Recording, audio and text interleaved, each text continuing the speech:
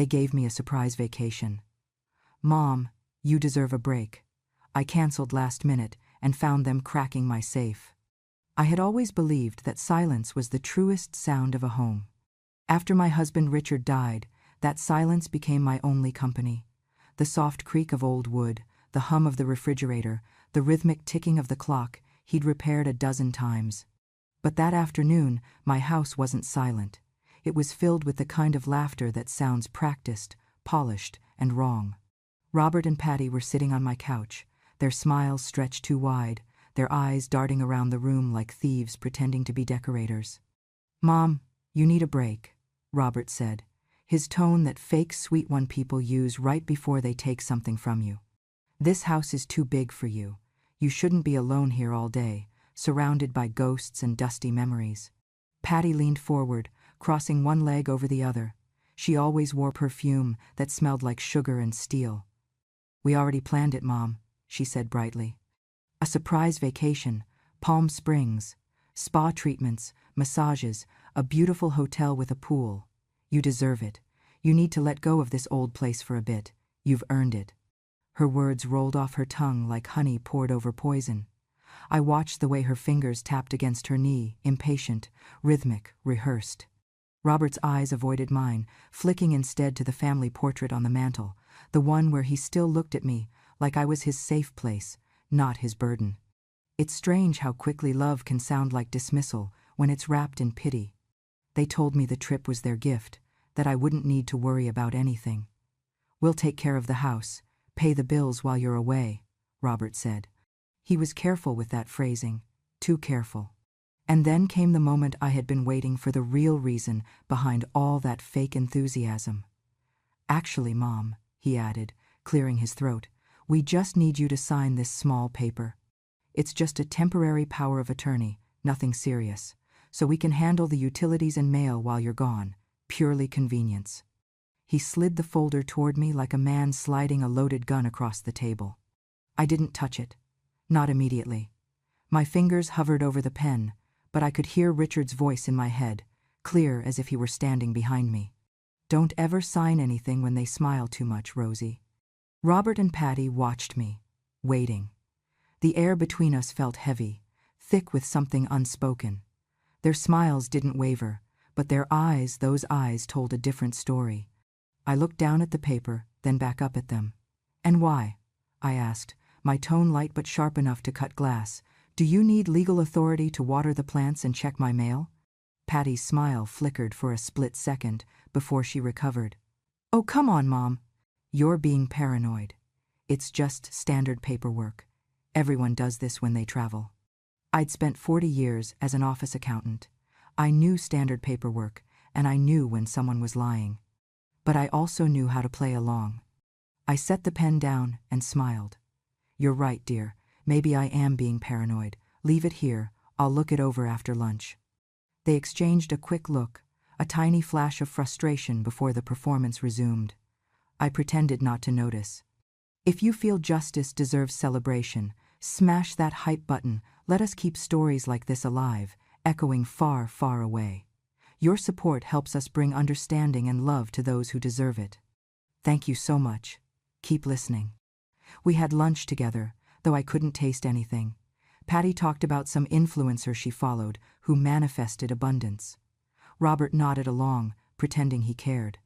I studied them, memorizing every nervous twitch, every too eager smile. It wasn't the first time I had felt the edges of their greed pressing against me, but it was the first time I saw the shape of it so clearly.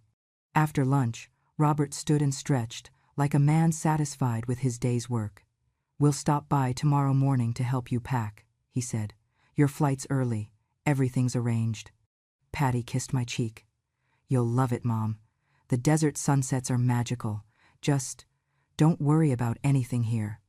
Her perfume lingered long after they left, a cloying scent that filled the silence they'd disturbed. I sat in Richard's old chair and looked at the paper they'd left on the table. The title at the top read, "Limited Power of Attorney." Limited. My foot. I scanned the paragraphs: authorization over property management, banking transactions, correspondence, everything that mattered. I folded it neatly, placed it in my drawer, and locked it. They thought I would sign it, but I wanted time to see what they would do next when they thought I wasn't watching. For years I had blamed loneliness for the heaviness in this house. Now I realized it wasn't loneliness at all, it was vigilance, disguised as love. I looked out the window, at the garden Richard had built, the roses blooming just as they had the summer before he died. He had said once, "A garden is like trust, takes years to grow, one careless hand to destroy." That night, I packed my suitcase, double-checked every door, every window, every lock. Sleep never came. By the time the sky turned gray, I was already dressed, waiting. I laid out my clothes neatly, placed Richard's old locket on top of the dresser, and told myself I would go through with the trip. But deep inside, something itched. A voice, quiet but persistent, whispered that this wasn't a vacation, it was an exit plan. Theirs, not mine. When I turned off the light, I looked back at the closed drawer with that unsigned paper inside. The pen still lay beside it, untouched. "Love," I whispered into the darkness, "should never sound like a farewell." I woke before dawn, the house silent and cold. Packing felt pointless, folding dresses I no longer wore, closing drawers that hid too much. When I opened my mother's old jewelry box, the air left my lungs. The sapphire earrings were gone. So was Richard's silver locket. I touched the empty velvet dents where they once rested. Instinct whispered that this wasn't forgetfulness, it was intrusion. After 35 years balancing ledgers, I knew when something didn't add up. At the airport, people hurried and laughed, but my fingers kept circling my phone. I wasn't leaving for a vacation. I was walking away from a question I already feared to answer. Then the announcement came. "Attention passengers, Flight 231 to Palm Springs has been canceled due to a mechanical issue. Please see the counter for rebooking." Canceled. I should have been annoyed, but the word felt like an omen. I gathered my things, already uneasy, when the phone buzzed in my bag. A message from Florence, my neighbor. "Rose, are you moving? 2 people are loading boxes from your garage into a white truck. Is everything okay?" My blood went cold. Florence was 82, sharp as a blade, the kind of woman who never meddled unless she had to. If she was texting, it meant something was wrong. I stood so quickly my book hit the floor. "I'm not moving," I whispered to no one. I called Florence, but it rang until voicemail. My pulse thudded in my ears. I didn't wait to rebook. I didn't even cancel my check-in. I walked straight out of the terminal, hailed the first taxi I saw, and gave the driver my address. The drive back felt longer than it should have. Every traffic light was red, every minute stretched thin. The driver tried to make small talk about the weather, about the freeway closures, but I barely heard him. I kept imagining my home being emptied one drawer at a time, the quiet invasion of hands that once called me Mom. When we turned onto my street, the late afternoon sun spilled across the pavement, warm and golden. The sight of my house made my stomach twist. The front door was half open. A white moving truck idled in the driveway, engine humming. I told the driver to wait. From the sidewalk, I could already hear it, the faint clang of metal from inside, steady, rhythmic, like someone prying something loose. I stepped closer. My heartbeat seemed to echo that sound. Through the crack in the door, I saw them. Robert stood in front of my safe, sleeves rolled up, a crowbar in his hands. Patty knelt beside him, rifling through folders and drawers, stacking envelopes and jewelry boxes into a crate. My breath caught. I didn't make a sound, not yet. I just watched. It's strange, how your mind detaches in moments like that, how you can see your child committing a crime against you and still think about the way his hair used to fall into his eyes when he was little. Robert muttered something, his voice tight. "Where the hell does she keep the key?" Patty's reply was flat, practical. "Just break it. We're almost done."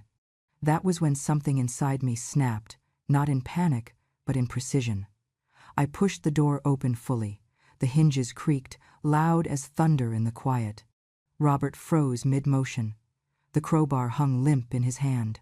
Patty turned, her face pale, then quickly rearranged itself into a smile that didn't reach her eyes. "Mom," she said lightly, too lightly, You're back early. We thought you'd be on the plane by now. I looked at the crowbar, then at the open drawers, the half-filled box on the floor. My voice came out calm, colder than I felt. What are you doing in my house? Robert straightened, hiding the tool behind him like a guilty child. You weren't supposed to. I mean, we were just helping, Mom. You said you wanted to organize before selling, remember? I said nothing of the sort. Patty took a step forward, trying to reach for my arm. You're overreacting. We just thought it'd be easier if… I stepped back. Easier for who? The air went still. Outside, the wind rustled the bougainvillea vines along the fence, their petals scattering like small red warnings. Robert's eyes darted toward the safe again, then back to me. You don't understand. You're old, Mom. You can't handle all this alone. We're trying to help before something happens. I could see his pulse beating at his temple, fast and erratic. The man who once begged me to teach him how to balance a checkbook now stood in my living room, sweating over the theft of his mother's life. For a moment, no one spoke.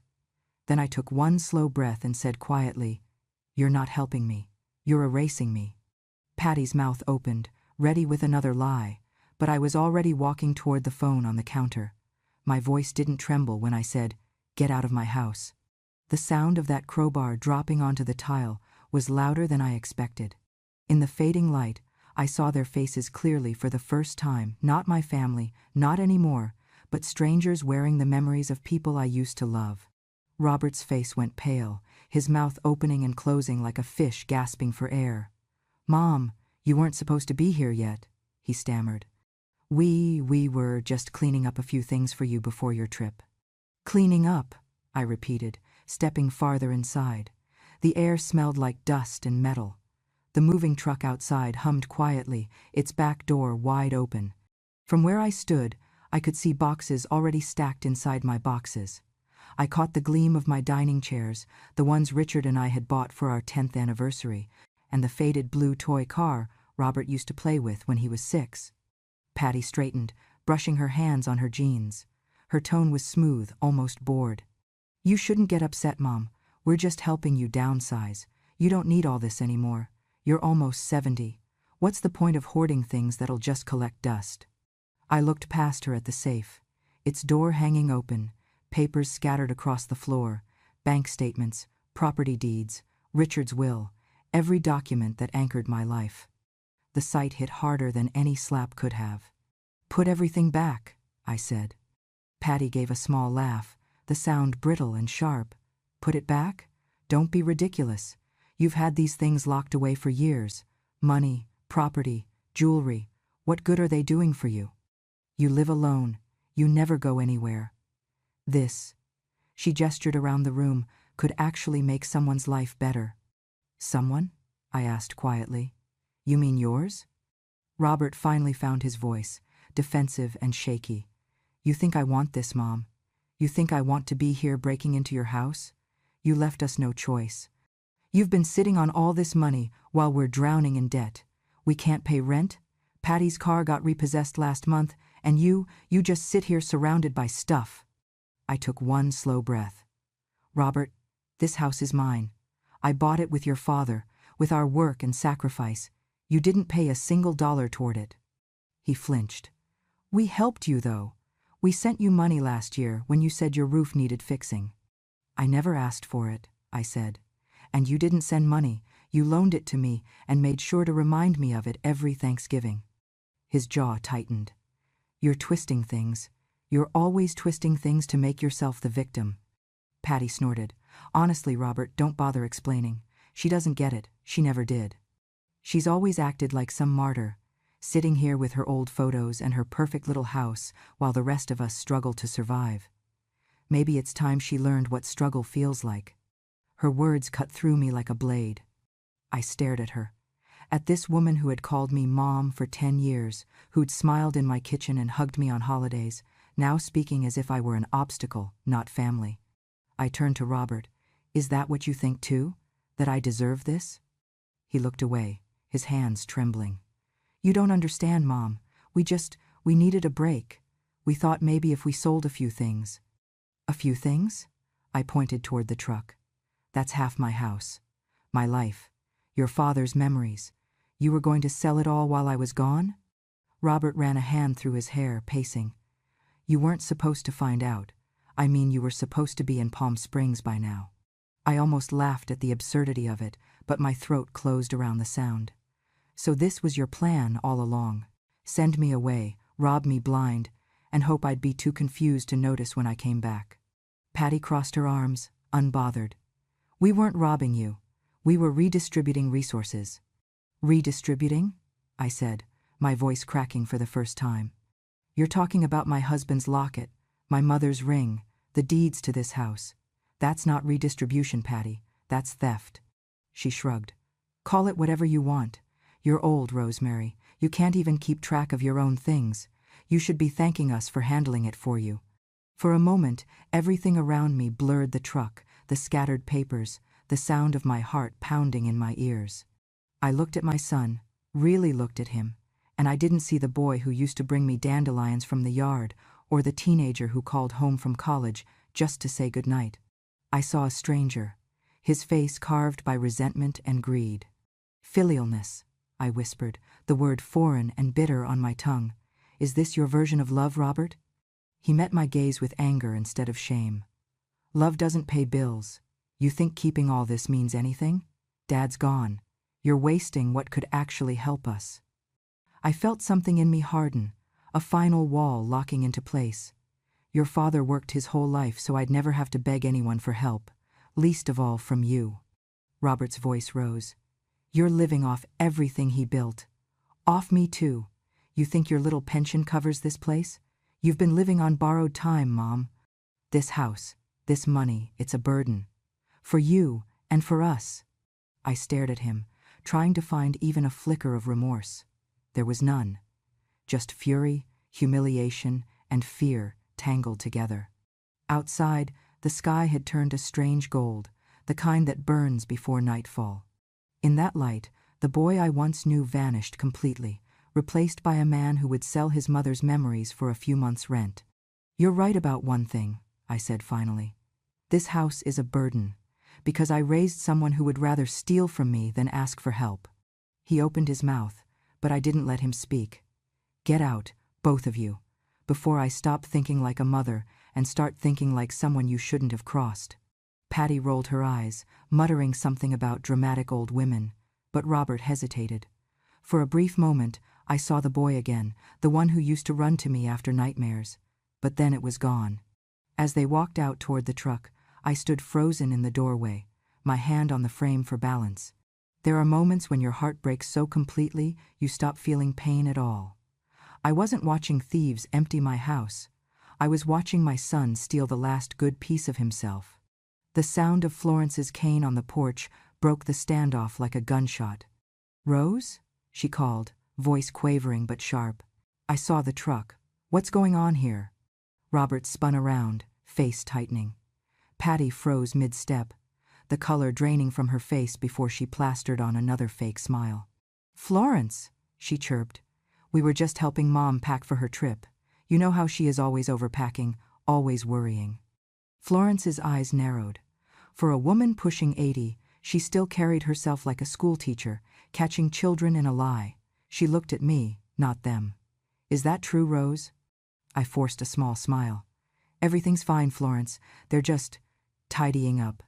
Her gaze slid to the open safe, the papers scattered on the floor, the truck half filled with my belongings. That's a lot of tidying. It's fine, I repeated, a little too quickly. I couldn't risk her staying. Robert's jaw was tightening. Patty's smile was curdling. Go home, dear. Thank you for checking on me. When she finally turned and left, the silence that followed was heavy enough to choke on. The front door clicked shut, and just like that, the masks came off. Patty was the first to break. She laughed a sharp, ugly sound. Well, she said, that was close. You almost ruined everything, Rosemary. Robert sighed, dragging a hand through his hair. You should have stayed at the airport, Mom. None of this would have happened. None of this? I echoed, stepping closer. You mean the robbery? The betrayal? Which part exactly am I supposed to regret missing? He slammed his hand against the side of the safe, the metal ringing through the room. Stop acting like a victim. You've had this house paid off for years while we're drowning. You don't need all this. It's just sitting here rotting. Patty crossed her arms. He's being practical, Rosemary. That's all. You're clinging to the past while we're trying to survive the present. Selling this place would give us a chance to start over, pay the debts, move somewhere better. You'd be comfortable too. I'm already comfortable, I said quietly. Her eyes hardened. You don't get it. You're old. You don't need much to die peacefully, but we're still living. For a moment, I thought I'd misheard her, but no, she said it again, slower, colder. You don't need much to die. The words landed like ice in my chest. I looked at my son. And you agree with this? Robert didn't meet my eyes. He reached into his jacket and pulled out a folder. My folder. Mom, you made this harder than it had to be, he said, flipping it open. Remember after your heart surgery 2 years ago, you signed a few papers just in case something happened. One of them was this. He laid the document on the table. Power of attorney. My signature, faded but real. My stomach dropped. You kept this? I kept it because you trusted me, he said flatly. And because it still gives me the legal right to manage your estate if you're declared unfit. Patty smiled, triumphant. See? You don't have to fight us. It's already done. No one's going to believe a confused old woman over a responsible businessman with documentation. She leaned closer, voice dripping with condescension. You really thought you were in control? That's adorable. I didn't move, didn't speak. The world seemed to narrow into sound, the tick of the clock, the soft hum of the refrigerator, Robert's uneven breathing. Inside, something shifted. The panic burned away, leaving behind something colder, cleaner, clarity. I had always been careful, always cautious. Decades of bookkeeping had taught me how to see through pretty lies dressed as paperwork. They thought the power of attorney made them safe. They didn't know it was limited, temporary, and already expired. It was only valid for 6 months after my heart surgery, a safeguard Richard insisted on when I was too weak to argue. They hadn't read the fine print. But I had. I always did. Patty mistook my silence for defeat. Don't look at me like that, Rosemary. We didn't want it to come to this. But you're impossible. You keep everything locked away, like you're planning to live forever. Maybe I was, I said softly. Robert slammed the folder shut. Enough. You're not thinking clearly. Let's just... I'm thinking more clearly than you ever have, I interrupted. You forged kindness into obligation, turned love into debt, and called it family. And you think that makes you smarter? He hesitated, his mouth twisting. We're doing what has to be done. What has to be done? I repeated. To whom? Patty stepped between us, her smile fading. Stop pretending to be the victim, Rosemary. This is survival. You're just collateral. That word collateral hung in the air like smoke. For a long moment, I said nothing. I just watched them. My son, my daughter-in-law, standing in the ruins of my living room surrounded by boxes of my life, talking about me as if I were already dead. The betrayal wasn't a knife, it was a slow suffocation. I had given them everything that mattered, trust, a home, the years of my hands holding theirs, and they had turned it into leverage.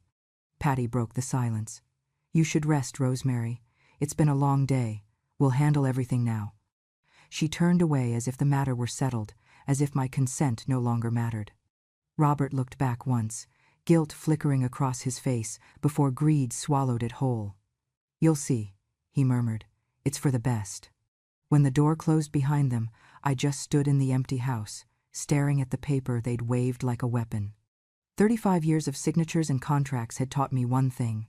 Ink can lie, but time never does. They thought they had outsmarted me. They thought I was frail, frightened, and finished. But as the evening light stretched across the room, I knew one simple truth. I wasn't the one standing on borrowed time anymore. They were. I didn't sleep that night. I sat in the dark, staring at the power of attorney spread on the table like a venomous thing. The house reeked of their perfume and betrayal. People think old age means weakness. It doesn't. It means patience sharpened to a point. At dawn, I brewed black coffee, fixed my hair, and began to act slow, frail, harmless. By noon, I'd already struck back. The doorbell camera had caught everything. The white truck, Robert loading boxes, Patty using my spare key, the crowbar, the open safe. Once truth is caught on film, it doesn't let anyone escape. Second, I turned on the small voice recorder I kept for grocery lists and reminders. It had captured almost everything from the afternoon: their argument, Patty's cruel words, Robert's confession about the power of attorney. I replayed his voice saying, "You signed it, Mom. I have a legal right." The arrogance in his tone was like a signature all its own. Third, I called Florence. She answered on the first ring. "Rose, you all right? I've been worried sick since yesterday." "I'm fine, dear," I said, "but I need your help." When she came over, I told her everything. No drama, no tears, just facts. Florence had been a nurse for 40 years. She understood documentation better than most lawyers. Together, we went room to room, photographing everything: the open safe, the missing jewelry, the papers on the floor, the truck tracks still fresh in the driveway. She took notes while I dictated times and details. Then I called a locksmith. "Change every lock," I told the man who arrived an hour later. "Doors, garage, windows, even the mailbox." He looked surprised. "That's a lot of work, ma'am. You sure?" "I'm very sure." Florence stood beside me as he worked, signing her name as witness on the invoice. A small act, but one that turned an old woman's suspicion into legal record. That evening, I took a cab downtown to meet Gilbert Mason, the attorney who'd handled Richard's business affairs for years. He greeted me at his office door with the kind of warmth that made me want to cry. "Rosie," he said, "I haven't seen you in ages. Are you holding up?" "I've had better weeks," I replied, placing the folder on his desk. "I need you to look at something." He put on his glasses and studied the power of attorney. After a few minutes, he frowned. "This version isn't the one I drafted after your surgery," he said. "See this clause? It's been altered. Someone retyped the last page and forged my witness signature. Poorly, I might add." I leaned back, exhaling slowly. "Can we prove it?" "Oh, absolutely," he said. "The original's in my archives. This one's an illegal copy. Whoever did it committed fraud. But," he paused, "you'll want to gather more before you go to the police. Let's make sure they hang themselves with a full rope." The corner of my mouth lifted. "You always did have a way with metaphors." He chuckled. "So did Richard. You still keeping good notes?" I smiled faintly. "Better than ever." By the time I left his office, the city was wrapped in twilight. The streetlights flickered on, one by one, and I felt the strange calm that comes when fear burns itself out. That night, I sat at my kitchen table and began writing. Not in the diary I used to keep for memories, but in a new ledger, a record of truth. April 14th, 5:42 p.m. Robert and Patty found attempting to open safe. Evidence: video footage, audio recording. Witness: Florence Miller. April 15th, 9:10 a.m. Locksmith replaced locks, invoice signed. April 15th, 2:30 p.m. Meeting with attorney Gilbert Mason. Power of attorney confirmed the fraud. Every entry is neat, precise, dated. I wrote the way I used to in the office, when numbers were my language and accuracy my weapon. Before bed, I composed an email to Robert and Patty. I didn't raise my voice, didn't accuse. I simply wrote what needed to be said. To Robert and Patty, "I don't need to reclaim your love. I only intend to reclaim my life. You taught me that kindness without respect is just manipulation. I'm done playing the fool. All communication from now on will go through my attorney. Do not return to my property. Rosemary." I hit send, then closed the laptop. Outside, the wind rustled the trees, gentle but deliberate, like the sound of pages turning. For the first time in months, I felt awake. They had built their scheme on my supposed weakness, but they forgot something essential. People like me remember everything. We file, we record, we keep receipts, because we've spent our lives cleaning up after those who don't. They thought they'd written me out of my own story. But I still held the pen. 2 weeks passed before the world began to close in on Robert. It started with a phone call from his office, one of those sharp, clipped conversations that drain the color from a man's face. I overheard it from the porch where I sat watering my plants. His voice rose, then broke into fragments. "That's impossible. No, that's not listen. I can explain." Then silence. Later that afternoon, Gilbert called me. "Rosie," he said, voice calm but heavy. "Your son used your name as collateral for a loan 6 months ago. He mortgaged the house without your consent. The bank's compliance team started digging after I filed the revocation of power of attorney. They've opened an internal investigation." I closed my eyes, steadying my breath. "So that's why he wanted the deed." "Yes," Gilbert said, "and that's why he's about to lose everything." By the next morning, the unraveling had begun. Patty was the first to go. She drained their joint account, every penny, and vanished. The note she left behind was short and cruel. "I can't do this anymore. You said it would be easy. You lied." When Robert showed up at my door, he looked nothing like the man who had sneered at me weeks earlier. His shirt was wrinkled, eyes bloodshot, hair uncombed. The arrogance was gone, replaced by something raw and brittle. He stood in the doorway, shifting from foot to foot like a child about to confess. "Mom," he said finally, "I lost my job. They're saying I falsified documents. They're freezing my accounts. Patty's gone." I said nothing, waiting. He stepped inside, glancing around the living room, stripped bare of boxes. The walls seemed to echo. "I didn't mean for it to go this way," he muttered. "I just wanted to fix things. We were drowning, and you had everything just sitting there. I thought if I could use it, if I could just save the family." I finished for him. He nodded quickly, desperate. "Yes, I only wanted to save us." I looked at him, at the hollowed-out version of my son. "You didn't save anything, Robert. You sold your soul, and you signed my name on the contract." He sank onto the couch, head in his hands. "I don't even know who I am anymore." "Neither do I," I said quietly. "But I know who you were, and that's what makes this so hard." For a long time, neither of us spoke. The house filled with the sound of the ticking clock, the same one that used to chime during Sunday dinners when Richard was still alive. It struck me then how silence could weigh more than shouting ever could. Finally, I set a folder on the table. Gilbert had sent it that morning. Inside were the official revocation papers. The power of attorney voided, property rights restored entirely to me, and an attached letter from the bank confirming his fraudulent loan. Robert's eyes widened as he skimmed the pages.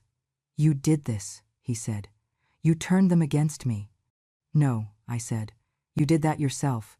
You just never thought the rules applied to you." He stood, trembling, voice breaking between anger and disbelief. "You think this feels good for you, watching your son lose everything?" "I don't feel good," I said. "I feel finished." He started to speak, then stopped, the fight leaving him all at once. He slumped back into the chair, staring at the floor. "What am I supposed to do now?" "Live with it," I said. "You always wanted to be in control. Now you can control your own consequences." The words seemed to land somewhere deep. For a moment, I thought he might cry, but instead, he just nodded slowly, as if realizing there was nothing left to argue. Gilbert arrived later that evening, hat in hand, his expression unreadable. "He came to see me," he said after Robert left. "Tried to convince me you'd manipulated him." I laughed softly. "He's still trying to write his own version of the story." Gilbert smiled faintly. "The thing about liars is they eventually forget which version they told." He hesitated before continuing. "If you want, I can press charges. Fraud, forgery, attempted coercion, there's enough evidence to bury him legally. But," he leaned back in his chair, "sometimes letting a man live with what he's done is a harsher sentence than any cell." I thought about that for a while, about the look in Robert's eyes when he said he didn't know who he was anymore, about how guilt can rot a person from the inside long before prison ever could. Finally, I said, "No charges, let him face himself." Gilbert nodded. "Then you've already won." When he left, I stood by the window, watching the sun dip behind the hills.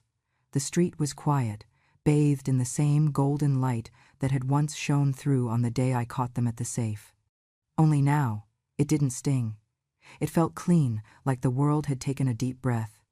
Some debts don't need collecting, they just need remembering. Robert would spend the rest of his life remembering this one. Robert came back on a Tuesday morning, a shovel in one hand and a paper bag in the other. He didn't knock, just stood at the gate like a man waiting for judgment.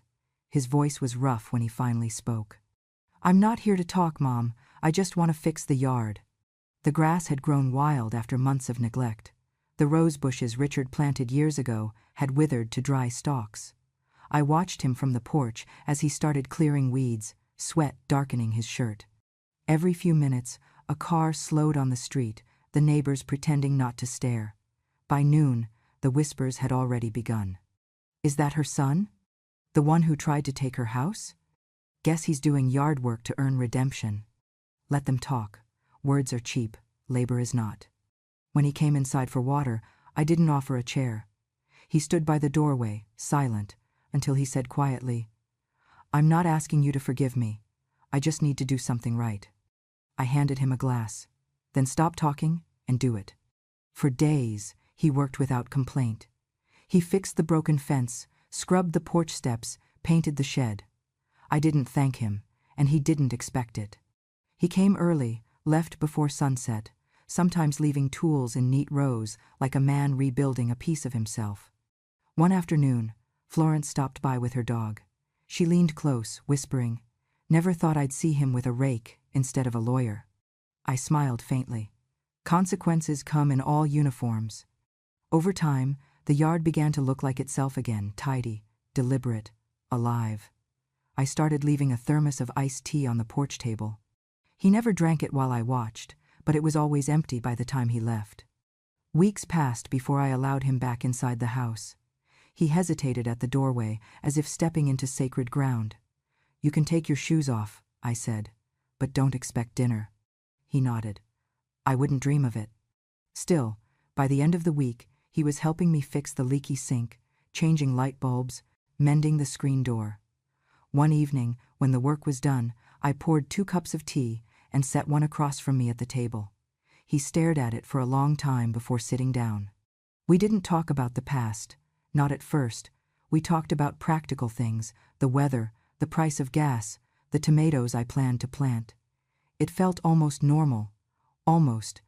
Then one night, as twilight crept through the window, he said softly, "I keep dreaming of the day Dad taught me to paint the fence. I was 8. I remember complaining that it was pointless, that the old paint was good enough. He told me, 'You don't paint the fence for the wood. You paint it so it remembers someone cared.' I think I finally understand what he meant." I stirred my tea slowly. "Good," I said, "but understanding doesn't erase what you've done." He nodded. "I know."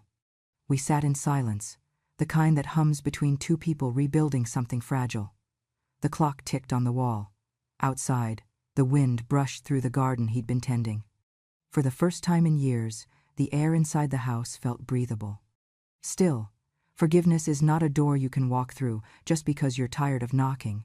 It's a gate that only opens when the one inside feels safe again. "Mom," he said after a long pause, "do you ever think people deserve second chances?" "Sometimes," I said, "but only when they stop asking for them." He smiled faintly. "Then I'll just keep showing up." "Do that," I said. The next morning, I found a note on the kitchen counter. No apology, no plea, just a list of things he'd fixed, and at the bottom, a line that read, "For what it's worth, thank you for letting me try." I left the note there for weeks.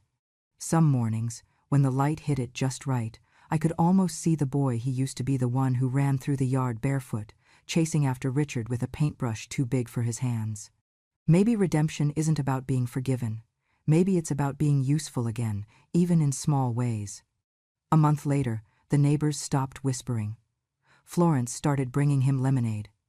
People nodded when he passed by, as if hard work had rewritten his reputation one afternoon at a time.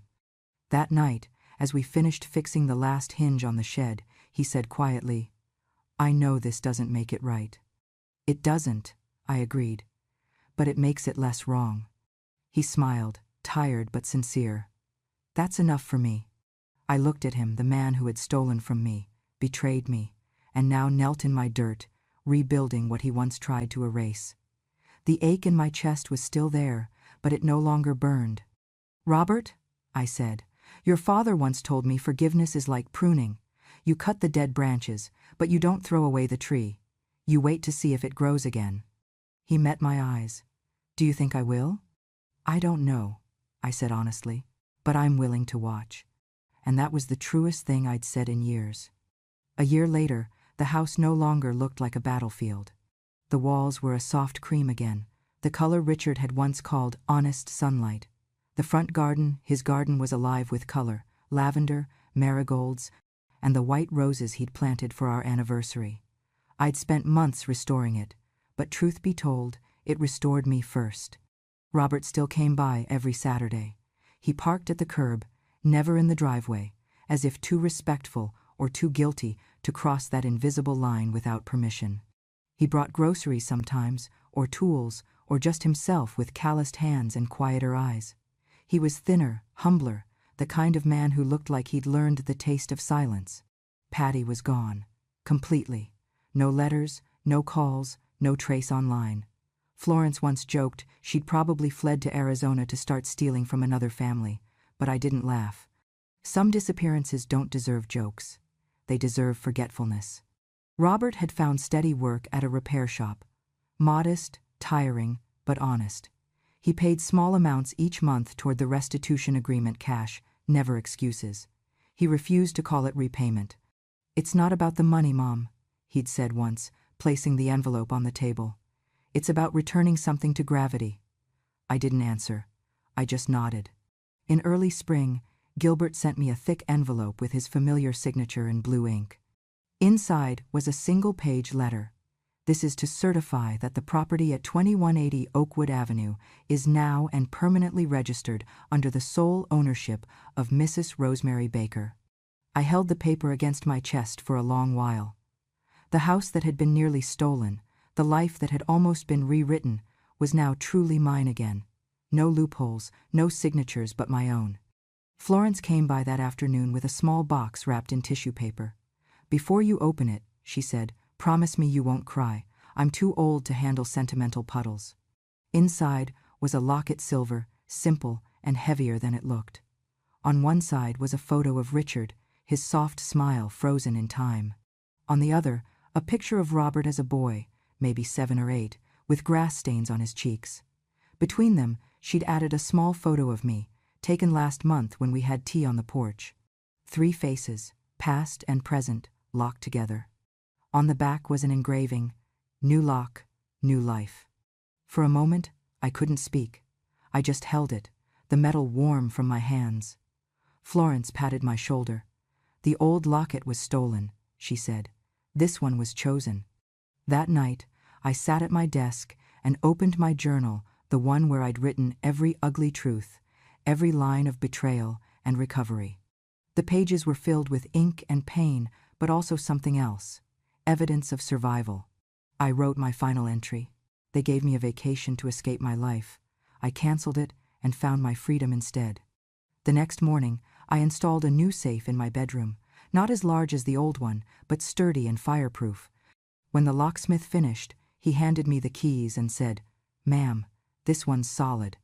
No one's getting in without your say-so." I smiled. That's the idea. Inside the safe, I placed only 3 things. Copies of every legal document Gilbert had helped me secure. The new deed to the house. A handwritten note on plain paper, folded neatly. The note read, "Not everyone deserves to live inside your memories." I locked it, hearing the mechanism click, a sound both final and freeing. The house was quiet, except for the faint hum of the evening breeze through the window screens. Outside, Robert was trimming the roses. Florence waved from across the street, her dog tugging at the leash. The world had gone on spinning, as it always does, but slower, softer, as if out of respect for what had been mended. I made myself tea and sat by the window where Richard used to read the newspaper. The same light fell across the room, but it felt different now earned. I ran my thumb over the new locket and whispered, "You'd be proud, Richard." Not because I forgave him, but because I remembered how to protect myself. I stood, checked the locks on every door, and for the first time in years, I didn't do it out of fear. I did it out of ownership. Peace doesn't always come with forgiveness. Sometimes it comes with boundaries, reinforced by steel and memory. As night settled over the quiet California street, I turned off the lights, the safe humming quietly behind me. Justice, I realized, doesn't always wear a badge or swing a gavel.